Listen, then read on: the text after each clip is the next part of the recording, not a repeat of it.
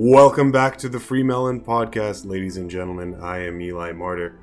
I had the honor of being a guest on the Truth with Jeff podcast.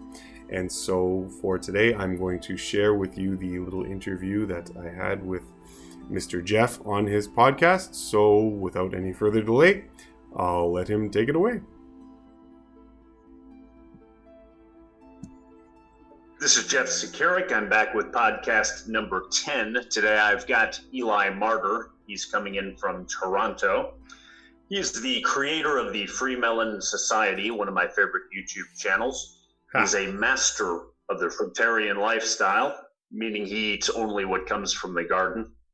Best way to go, in my opinion. He has done a 14-day coconut water cleanse, a 7-day dry fast, where he exercised daily.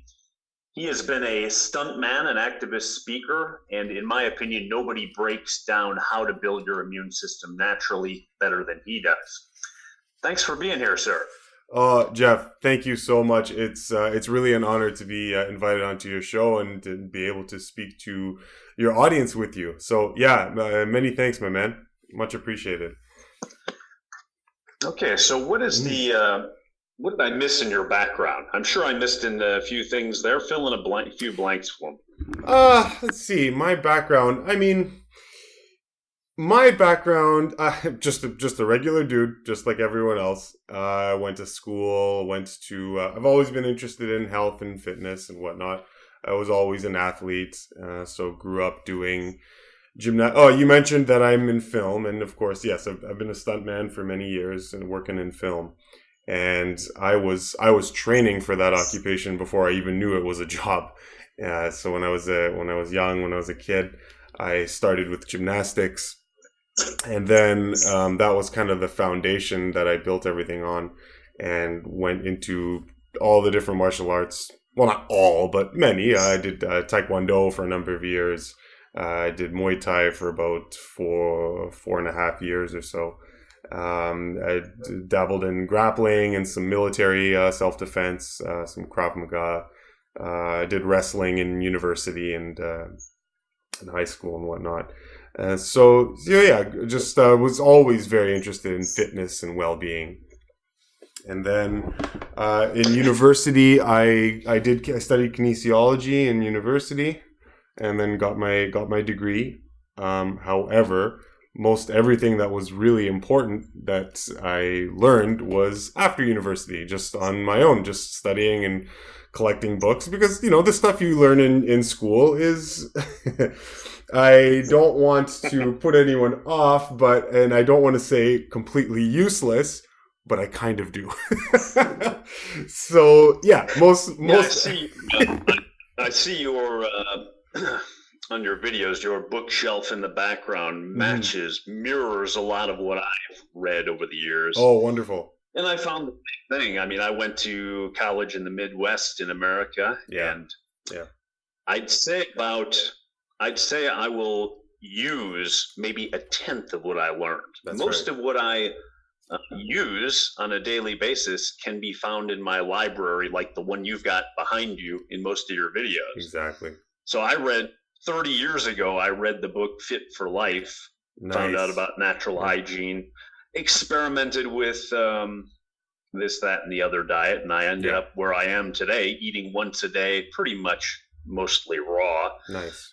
And in your case, I'm curious, when I look at your videos, how did you arrive at the extreme fasting and the almost complete fruitarian way of doing it? Yeah, that's a great question. I guess, having the interest that I just described to you, it was it started with just learning how the world worked, right? So I came to the realization that I really didn't know anything that really truly mattered especially during school and when I left school, and it bothered me. So I just told myself that, listen, I'm not going to be stupid. I don't want to be dumb. I want to know about the world I live in. And so I started just general background history knowing about what events took place, when and where, and all that kind of stuff. Obviously, I had the inclination towards health, so I started finding books on health and wellness and fitness. But when you start getting into how the world works, you irrevocably come across information on what has been occluded from you and what has not been shown to you. And that started to become very interesting. And amongst the things that were being kept from us, as I went on, I realized that there were certain parameters and factors that govern health that were being kept from us. And I got into the esoteric side of health and wellness, the natural law, and occult principles. So I got into all of these. And then eventually I found a couple great books. You're familiar with them. A lot of people in the Fruitarian movement are familiar with them. Arnold Ehret's book was a very, very good stepping stone for me to come across, and all of his books. I rated the bibliography and just looked at all the sources that he used and started researching all of his source material. The whole natural hygiene movement from the early 1800s and onward. It really does seem that if you want to find anything that is truly useful in terms of health and the laws that govern and maintain and sustain health and vitality in the body, you really do have to go early 1900s and prior to, before the AMA and all of the other kind of mainstream allopathic medical institutions started to take that stranglehold upon the truths regarding health. So before that all started, yeah, go ahead. Sorry. Isn't that interesting? Yeah. And I'm similar in that I've got to know the truth. Yeah. Something about me. It doesn't matter if I can do anything about it. I've got to know the truth. Mm-hmm. We now live in a world where we want to know the truth. Yeah. Maybe 3, 4, 5% of us. Mm-hmm. And the rest of the world doesn't want to know anything about the truth. How does it feel in Toronto to wake up and give me some good news? I mean, Are people walking around with the muzzles and just obeying every single little dictate, or are they taking your advice and going into stores and telling people they're hypercapnia intolerant? Yeah. In Toronto, we're pretty lucky. We've had a lot. I'm working with a lot of the protest groups in Toronto. And so there's a bunch of them that have popped up in response to this literal fear porn, that has just gripped the world. And it is so sad to see. I think what really is distressing is how so bloody easily everyone was fooled by this. And I mean, I'm convinced that if the news put out a report that said, you know what, you need to take bottles of mustard and coat your thumb in it and shove it right up your colon and walk around like that for your safety, I guarantee the same amount of people would be doing that are just wearing masks absolutely everywhere they go. In stores, in the home, in the hallways, in their own gardens, for God's sakes, in the car. Jeff, it's insane. It's insane. I'm a little bit frustrated, so I digressed a little bit from your question. But you're asking, how are things going in Toronto? Things are going. I see a lot of good people with their heads screwed on straight because I am in those circles. I work with and see a lot of those people. And interact with them on Saturdays. So I'll give the names of the groups. We have Hugs Over Masks, which is doing fantastic work here in Toronto. So I've been helping and cooperating with them as much as I can. Fearless Ontario is another group doing the same type of thing, trying to expose the lies, essentially. MAD, Mothers Against Distancing, is another group that's popped up. And there are a whole, the Line Canada. These are all groups that are invested in dispelling the myths about mask wearing, reclaiming freedom. These groups are against mandatory vaccinations. They're against all sorts of, bureaucratic tyranny. And so I see a lot of that. Sorry, go ahead. That makes me feel better. Yeah. That makes me feel that I'm not the only one. Of course, I'm out here in the middle of nowhere in Cambodia. So yeah. That's not to say that I don't see my share of brainwashed mask wearers walking around, but I'm a couple hours from the big city. Now, if I go to the big city and you go to a mall or a grocery store, you're going to see it. Yes, correct. But where I live, I don't have quite the exposure to it as a big city like Toronto. But that does make me feel better that you've got a multitude of groups who are at least organized. Can you give me an idea? I mean, are they following your... First of all, maybe you could tell the audience your method of getting into a grocery store or a restaurant, for example, without wearing the mask. Yeah, sure. And then tell me what other things you're doing in terms of fighting back over there. Yeah. So one of the things that we're doing, and this is kind of tying into what you asked, like how things are going. One of the things they do, this is Hugs Over Masks, is every Saturday, and not just every Saturday, actually every Sunday, and not just in Toronto. Places popping up all over in the United States, across Canada, Manitoba, Dallas, Texas, Niagara, Winnipeg, Guelph, everywhere. Lots of cities are doing the same thing. And we have these festivals of life, essentially. Just these celebrations where people gather in the parks or in any public park, and we have speeches. Children are out playing with one another. Nobody is muzzled. Nobody is under the illusion that the muzzle confers any type of protection against you. You know, it's really funny. You know, we're told that we're in a pandemic, yet we have empty hospitals, which can't really happen in a real pandemic. I mean, nurses, for God's sake, are being laid off because there's just not enough activity in the hospitals, right? It's a lot. Are you telling me if overall deaths are down? You can't have a pandemic. You can't have a pandemic when less people are dying. That would be logic. Yeah, that would be just straight logic, wouldn't it? When the death rate is less than 1%. I'm sorry, but that is not a state of emergency. I mean, maybe I'm wrong, but a state of emergency means that there's just as it sounds, a state of emergency. There is none. Seasonal influenza has had greater, if not on par, death rates, infection rates every year prior.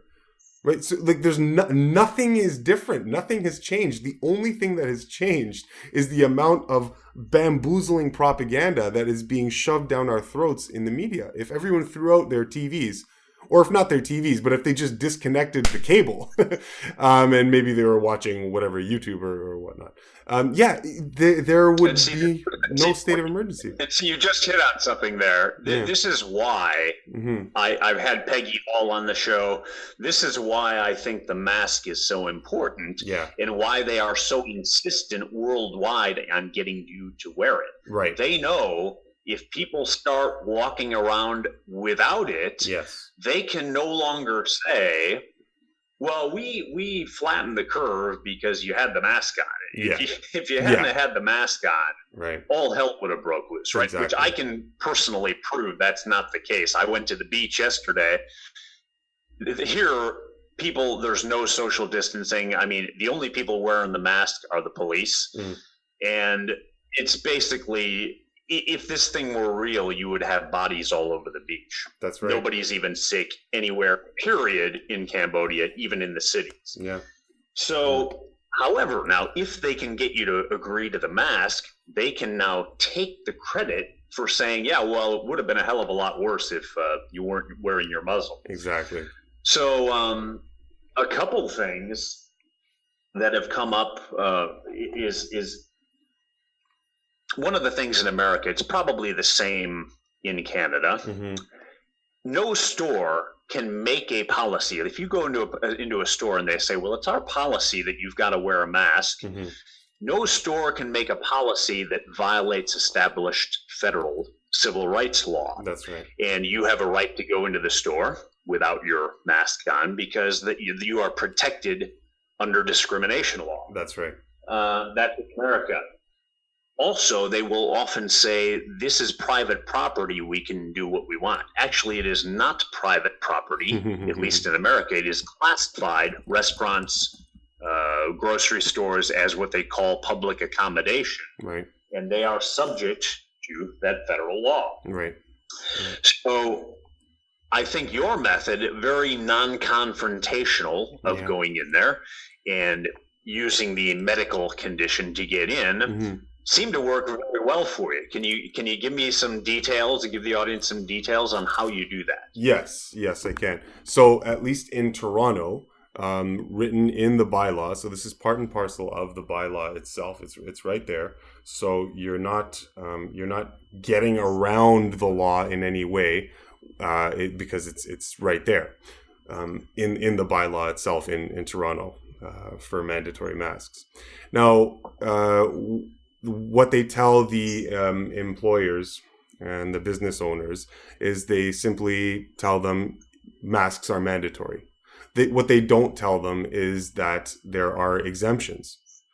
And as long you don't have to, written right in the bylaw, it states very, very clearly that they cannot bar you entrance. They can't deny you access to the establishment if you state your condition, state your medical condition. Okay. Now, you also, written in the bylaw, you do not have to provide proof of your medical condition. Nobody with cancer is carrying around a cancer card. No one with heart disease is carrying around a heart disease card, right? No, this is ridiculous. So no, they know that, and so it's written in the bylaw. No, you don't have to prove your medical condition, right? It would be silly to have that on hand. So now, what the medical condition is it can be subjective. If the mask causes you anxiety, for example, if it causes you consternation, if it causes you to have, if it causes you any kind of acute immunosuppression or acute hypoxia, then that is your medical condition, and that would prevent you from wearing a mask. Now, those things happen to anybody. If you're a human being, you get immunosuppressed when you wear a tight-fitting cloth mask over your face, and you allow that to capture the CO2 and aggregate and accumulate the CO2. And it does actually put you in an acute immunosuppressed state. So and now things have gotten to the point here in Toronto where most places, I'm going to say most places, do not enforce the mandatory mask thing. They say it. They put up posters and they put up signage saying masks are mandatory. But if you just walk in and the security guard stops you, okay, and says you have to wear a mask, I have, for the last several weeks, maybe to even a month, have said as little as I can't. I'm sorry, I can't. And I'm just very sure about myself and saying matter of factly, no, I can't wear a mask. And they say, oh, you can't? I'm like, yeah, sorry. And then I walk in. Nobody stops me. Nobody. Now, if they press me further, then I would simply say, oh, sorry, it's a medical thing. I'm sorry. I just can't wear it. I'm very pleasant about it. I'm not confrontational. I don't right away reach for my pocket and pull out the bylaw, which I carry with me just in case, the security guards are really stubborn and they need to see that the law is actually on my side. I would only have to do that if they're really stubborn, but that almost never happens. The thing is, most people... Isn't that interesting that all it takes, it's kind of a good metaphor for what's going on generally. Right. In other words, you walk into the store, you haven't had much of any problems. All it takes is you saying, I'm not going to do that. Yeah, in other words, they need our consent to make any of this real. That's right. The psychopath they've got in New York said it, and they quickly, this is last month, I think, quickly deleted it from YouTube. He said in a press conference, everything we're doing is pretty much voluntary. State, local, federal, we don't have the the wherewithal to stop these people from living their lives if they want to. We are doing this to ourselves. Exactly. So that's why. And if you can get some organization and people to realize that you don't have to wear the mask, then they may start asking other questions. Right. Like, well, if I don't have to wear the mask, nobody's sick, then why would I want to take this vaccine when I don't even feel sick? See, it's for the elites, so to speak. It's a downhill, slippery slope. Exactly. If people to win the mask battle. That's why that's so important. But the average person, forget about talking about the average person. They don't want to know.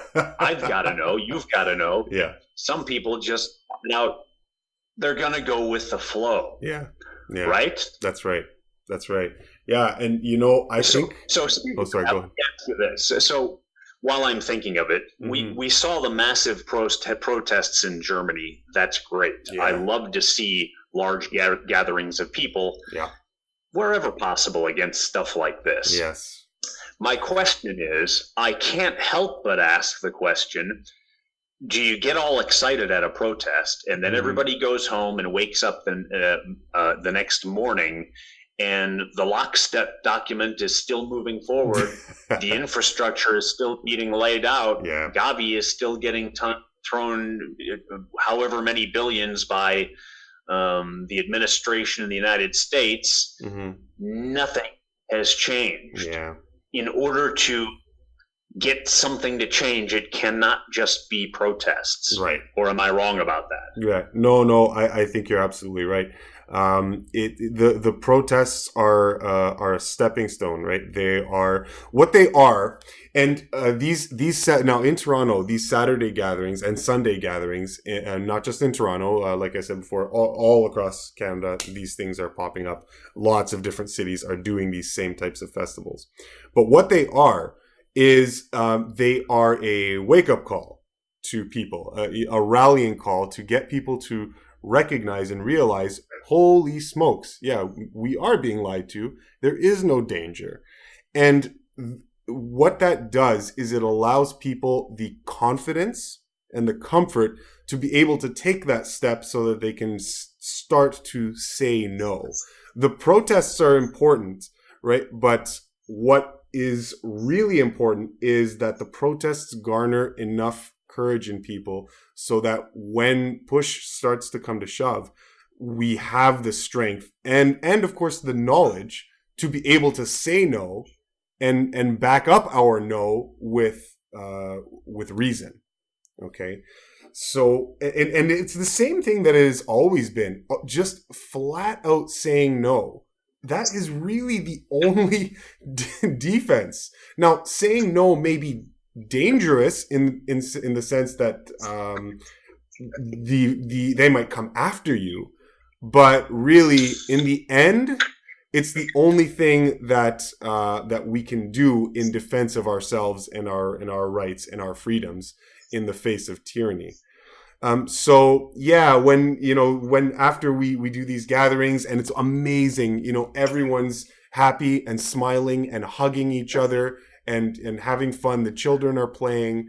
It's just the most amazing atmosphere. I mean, can you imagine that in 2020, it would take a special gathering on Saturday for you to see normal people who are not terrified out of their minds over absolutely nothing. That is amazing to me. And so when you go back home after these gatherings, and you go back into, crazy land, it's a little frustrating. You go to the mall and I'll be walking around and literally nobody, absolutely zero people are maskless. I'll be the only one.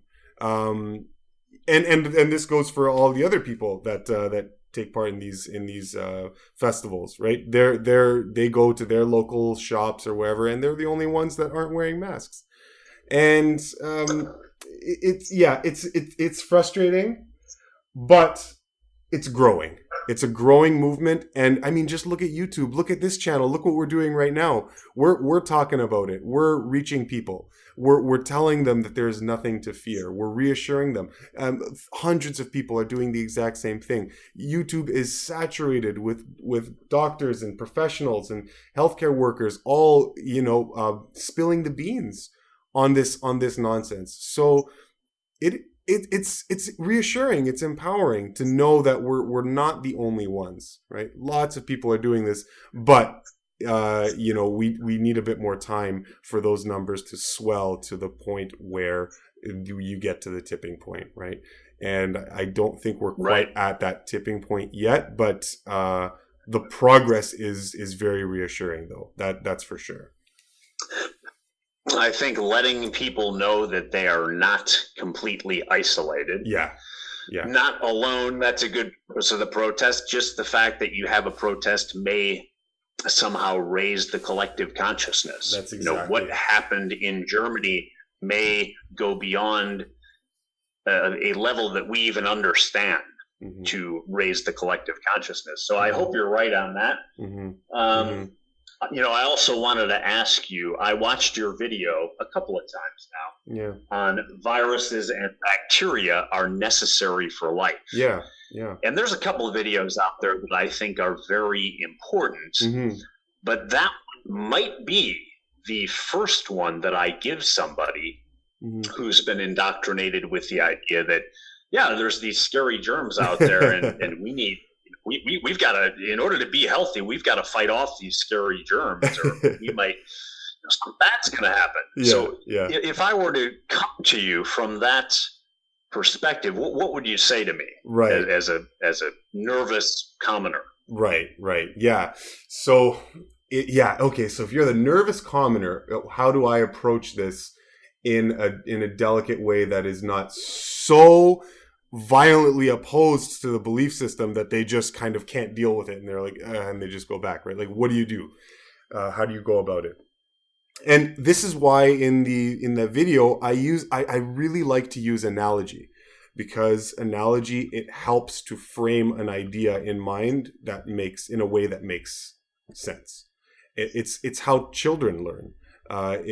So taking a matter that could be very complex and then making it very brutally simple, I think is the way not only children learn, but the way adults learn. It's the best. Anything that you've learned that is sustained in your mind, it's usually because it's a simple concept, right?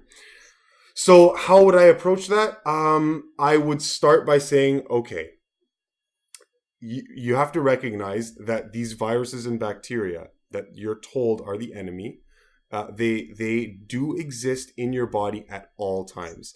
In fact, bacteria, for example, are one of the main digesters of food. The food that you put into your mouth, right, every single day. If you didn't have bacteria fully saturating your blood, in your gut, in your GI tract, if you didn't have these, you would have passed away a long time ago. You have these things in your body right now. So that I think is the first step, is knowing that even in a healthy state, these things are in every single tissue of your body.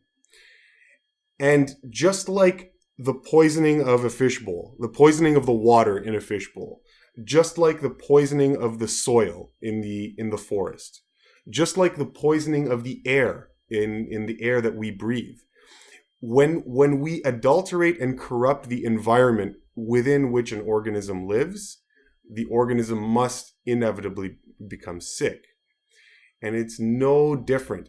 It's interesting how nature works. Mother Nature works with a very particular formula that she applies to everything on the small scale and on the big scale. An example would be skeletal systems. Let's look at skeletal systems. Yes, every single organism out there, well, not every, but many of the complex life forms on planet Earth have a skeletal system. They're all different in shapes and sizes. Yes, of course, there's all these